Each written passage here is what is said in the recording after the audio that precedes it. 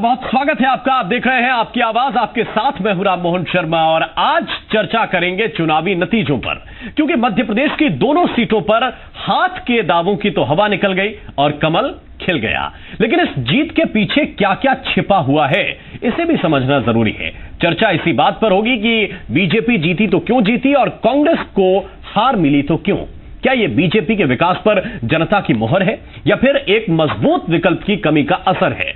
इन चुनावों पर नोटबंदी का कितना असर रहा, ये तमाम मुद्दे हैं। लेकिन उनसे पहले जरा यह देखिए कि शहडोल और नेपानगर की जनता ने किसे चुना है, किस तरह से चुना है। इस मुद्दे पर हम चर्चा करेंगे, लेकिन उससे पहले आपको यह भी बताएं कि जो खबर आपको दिखा रहे हैं वो खबर सच और पूरी तरह से विश्वसनीय है। यह जानने के लिए हमने अब हर खबर को विश्वसनीयता की कसौटी पर कसना शुरू किया है। विश्वसनीयता की ये 4 कसौटियां हैं: हमारे संवाददाता की मौके पर मौजूदगी, खबरों के विभिन्न स्रोत, खबर पर विशेषज्ञों की राय और खबरों को आप तक पहुंचाने के लिए तकनीक का इस्तेमाल। और अभी जिस खबर की हम चर्चा कर रहे हैं वो भी विश्वसनीयता की इन्हीं 4 कसौटियों पर परखी गई है और ये इन 4 कसौटियों पर खरी उतरती है।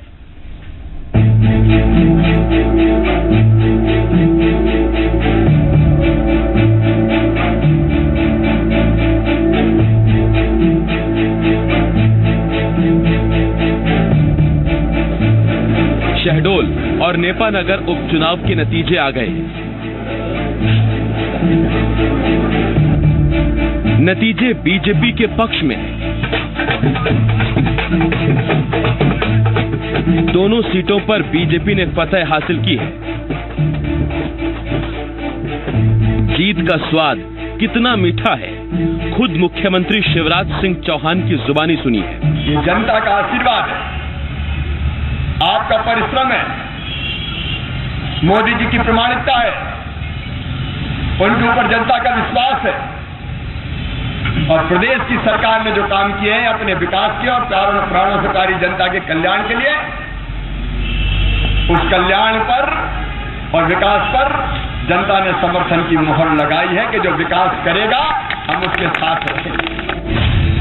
शहडोल संसदीय सीट पर बीजेपी उम्मीदवार ज्ञान सिंह ने जीत हासिल की है।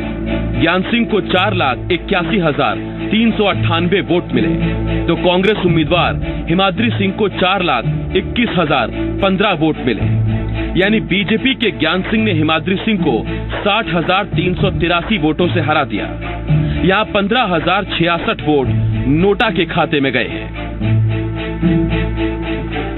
जीत से ज्ञान सिंह गदगद हैं। श्रेय पीएम नरेंद्र मोदी और सीएम शिवराज सिंह के विकास कार्यों को दे रहे हैं। हालांकि ज्ञान सिंह की जीत दिवंगत सांसद दलपत सिंह परस्ते के 2 लाख से भी ज्यादा वोटों से विजय के सामने कहीं छोटी है। ये जीत हमारी सरकार, जनता की सरकार के द्वारा, माननीय मुख्यमंत्री जी के द्वारा जो विकास की सौगात दिए गए उसका श्रेय है। माननीय प्रधानमंत्री जी की कई महत्वपूर्ण योजनाओं में से एक महत्वपूर्ण योजना ये भी है, उज्ज्वला योजना। हमारी देश के साथ साथ हमारे प्रदेश के माताओं बहन संदेश की माता, ऐसे गरीब माताओं बहनों को भी जो गैस सिलेंडर देने की योजना शुरू हुई उसको श्रेय जाता है। नेपानगर विधानसभा से बीजेपी की मंजू दादू विधायक निर्वाचित हुई हैं। दिवंगत विधायक राजेंद्र दादू की बेटी मंजू ने कांग्रेस उम्मीदवार अंतर सिंह को हराया है। बीजेपी उम्मीदवार मंजू दादू ने नेपानगर उपचुनाव में जीत हासिल की है। मंजू दादू को 99,626 वोट मिले, तो कांग्रेस उम्मीदवार अंतर सिंह को 57,428 वोट मिले। यानी बीजेपी की मंजू दादू ने अंतर सिंह को 42,198 वोटों से हरा दिया। यहाँ 3,223 वोट नोटा के खाते में गए। नेपानगर की नव निर्वाचित विधायक मंजू दादू जीत का श्रेय बीजेपी कार्यकर्ताओं, सीएम शिवराज सिंह चौहान और प्रदेश अध्यक्ष नंद कुमार सिंह को दे रही हैं। मंजू दादू का कहना है कि उनका फोकस अपने पिता के अधूरे सपने को पूरा करना होगा। जीत तो बहुत अच्छी मिली है और इसका श्रेय पूरे मेरे भाजपा के कार्यकर्ताओं पे जाता है और हमारे यहाँ के मुख्यमंत्री जी ने 3-4 राउंड लिए हैं और उनका सहयोग और आशीर्वाद भी बहुत रहा है। यहाँ तक हमारे प्रदेश के अध्यक्ष महोदय नंद कुमार सिंह चौहान ने भी दिन रात यहाँ मेहनत की है। अब आपकी प्राथमिकता क्या होगी जीतने के बाद? मेरे पिताजी के जो अधूरे सपने हैं उसको पूरा करना मेरी पहली प्राथमिकता है। शहडोल और नेपानगर की जीत का जश्न बीजेपी ने बेहद सादगी से मनाया। वजह थी पूर्व राज्यपाल राम नरेश यादव का निधन, लेकिन इसमें कोई शक नहीं कि जीत बेहद बड़ी है। नतीजे का पैगाम देशव्यापी है। पूरी हिंदुस्तान में ये संदेश दिया है कि जिस प्रकार से कांग्रेस को चक्र चलाकर कुप्रचार करके भारतीय जनता पार्टी को बदनाम करना चाहती है, उसमें ये सुनिश्चित हो गया कि जनता भाजपा के साथ है, शिवराज जी के साथ है, नरेंद्र मोदी जी के साथ है। बहरहाल हर चुनाव की तरह इस उपचुनाव में भी सीएम शिवराज सिंह चौहान ने जमकर पसीने बहाए, जनता से सीधा संवाद किया, जो कामयाब भी रहा। ऐसे में ये कहना बेमानी नहीं कि कांग्रेस की पहुंच जनता से अभी भी कोसों दूर है और एमपी में बीजेपी का जलवा कायम है। शहडोल से संतोष मिश्रा और शरद श्रीवास्तव के साथ ब्यूरो रिपोर्ट, जी मीडिया। और इसी पर चर्चा करने के लिए एक बहुत ही खास पैनल इस वक्त हमारे साथ जुड़ा हुआ है। विश्वास सारंग जी इस वक्त हमारे साथ मौजूद हैं, प्रदेश सरकार में राज्य मंत्री हैं। हमारे साथ मुकेश नायक जी इस वक्त मौजूद हैं, कांग्रेस पार्टी के नेता हैं आप। भोपाल से हमारे साथ रमेश शर्मा जी भी जुड़े हुए हैं, वरिष्ठ पत्रकार हैं। और भोपाल से ही आदित्य मनिया जैन साहब हमारे साथ मौजूद हैं, अर्थशास्त्री हैं। बहुत बहुत स्वागत है आप सभी का। लेकिन उससे पहले हमारे साथ इस वक्त बीजेपी के राष्ट्रीय उपाध्यक्ष, राज्यसभा सांसद और मध्य प्रदेश के प्रभारी विनय सहस्त्रबुद्धे जी दिल्ली से सीधे जुड़ गए। बहुत बहुत स्वागत है विनय जी आपका। और सबसे पहला सवाल सर आपसे यही है, पहले तो आपको बहुत बधाई, आप ये दोनों चुनाव जीते। आप प्रभारी हैं और इस नाते इस जीत को किस रूप में, किस तरह से आप देख रहे हैं?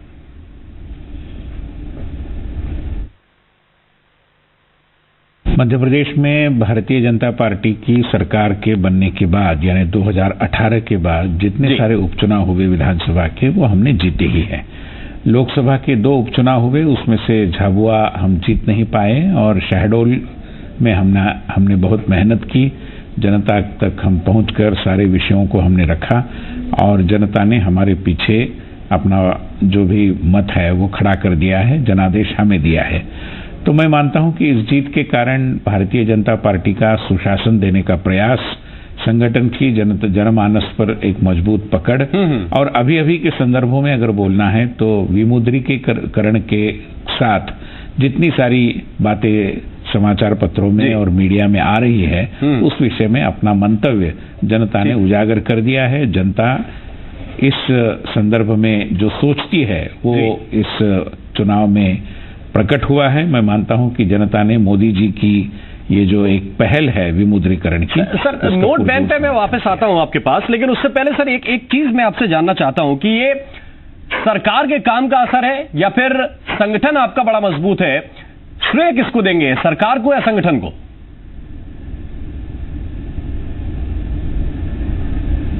देखिए, हर किसी चुनाव की जीत हो या हार हो, उसमें दोनों का योगदान होता है, क्योंकि हम संगठन और सरकार इसके बीच समन्वय का एक बहुत ही और वैज्ञानिक तरीका अपनाते हैं। और इसलिए मैं मानता हूं कि इस जीत को सरकार की कामगिरी, सरकार का परफॉर्मेंस और संगठन की जो भी मेहनत है, इन दोनों का ये मिला जुला परिणाम है। लेकिन हम चुनावों को देखें और कैंडिडेट के चयन पर अगर आप बात करें, एक मिनिस्टर को आपको एक युवा कैंडिडेट के सामने उतारना पड़ा, एक बड़े सीनियर मिनिस्टर को एक उपचुनाव में आपने उतारा। क्या इस मूव को हम साधारण माने या फिर पार्टी के लिए ये बहुत अहम फैसला रहा?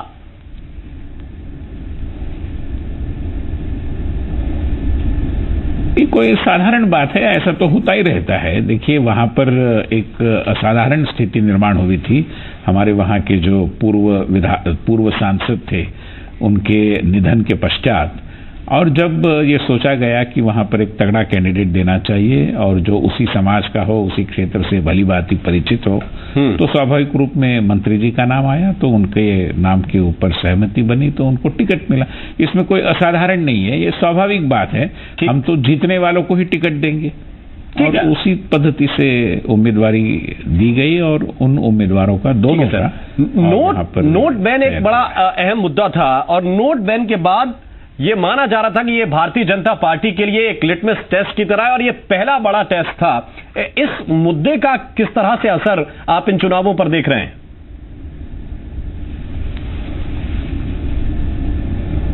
देखिए, किसी ने कहा भी होगा लिटमस टेस्ट है या जो भी है, मगर हम मानते हैं कि स्वाभाविक रूप में एक बिंदु तो था ही, क्योंकि अभी ये हुआ था, मगर केवल उसी विषय के इर्द गिर्द ये चुनाव लड़ा गया, ऐसा मैं नहीं मानता कि ऐसा हुआ है। और इसलिए कुल मिलाकर इस चुनाव प्रचार में जिन्होंने मेहनत की और जो विषय चर्चा में आए, सरकार का परफॉर्मेंस है, बाकी सारी चीजें हैं, उसमें विमुद्रीकरण भी एक है। तो इन सारे विषयों में जनता के प्रति, विषयों के बारे में जनता के मन में जो एक अनुकूल भाव है, उसका प्रकटीकरण मतपेटी के माध्यम से हुआ। सर, लेकिन एक चीज और है कि जिस प्रदेश में जिस पार्टी की सरकार थी, जैसे एमपी में बीजेपी की सरकार है, यहां पर दोनों सीटें बीजेपी के खाते में, ये भी देखना होगा कि जहां पर जिसकी सरकार थी उपचुनाव में उस पार्टी की विजय हुई है।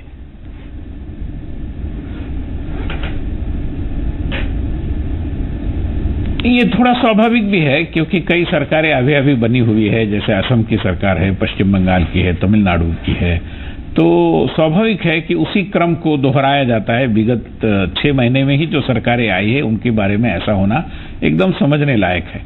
और इसलिए मध्य प्रदेश की चुनाव की जीत का विशेष महत्व है कि अभी वहां के राज्य सरकार को बने 3 साल और केंद्र सरकार को बने 2.5 साल हुए हैं। बावजूद इसके चुनावों को हम लगातार जीतते आए हैं और जीत की परंपरा आज भी वहां पर कायम रखी गई है। मगर मैं दूसरी ओर ध्यान भी देना चाहूंगा कि जैसे त्रिपुरा में आप देखेंगे कि भारतीय जनता पार्टी का वोट परसेंटेज बहुत अच्छी मात्रा में बढ़ा है और कांग्रेस का बहुत ही कम हुआ है। तो ऐसी स्थिति में मैं मानता हूं कि कई अन्य प्रदेशों में भी भारतीय जनता पार्टी अपना प्रभाव जमाने की दिशा में आगे बढ़ रही है। कई प्रदेशों में प्रभाव जमाने की दिशा में आगे बढ़ रही है। इस रूप में देखते हैं एक आखिरी सवाल सर आपसे, सबका साथ सबका विकास, ये प्रधानमंत्री जी ने नारा दिया और अब इसमें शायद एक चीज और आप जोड़ देंगे कि सबका साथ सबका विकास और सबका हिसाब।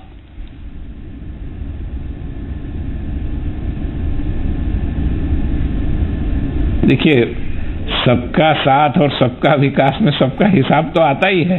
ये कोई बगैर हिसाब का विकास तो नहीं होगा। जनता ने, आप पुराने हमारे जो कांग्रेसी मित्र थे उनके साथ विकास के बारे में कोई हिसाब ही मांगा नहीं, इसलिए तो ये स्थिति आई और विकास हो भी नहीं पाया। वो पैसा कहाँ गया सब लोग जानते हैं, कितने स्कैम हुए, कितने घोटाले हुए। जी, हिसाब तो सरकार भी देती है और जब सरकार हिसाब देती है तो सरकार मांगती भी। ठीक है सर, बहुत बहुत धन्यवाद विनय जी, बहुत बहुत शुक्रिया हमारे साथ इस चर्चा में आप जुड़े।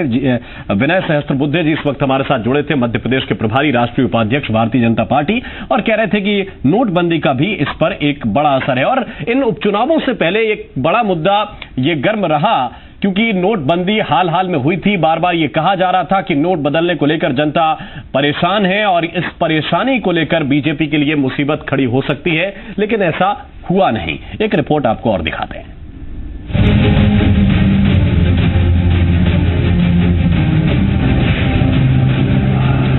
नोटबंदी के बाद देश में पहला उपचुनाव हुआ। उपचुनाव में मध्य प्रदेश की 2 सीटें दांव पर लगी थीं, शहडोल लोकसभा और नेपानगर विधानसभा। विपक्ष बार बार ये कहता रहा कि नोटबंदी का असर इस चुनाव में दिखेगा। जनता पीएम के फैसले से हलकान है और नतीजों में बीजेपी को आईना दिखा देगी। लेकिन जब नतीजे सामने आए तो कहानी एकदम उल्टी थी।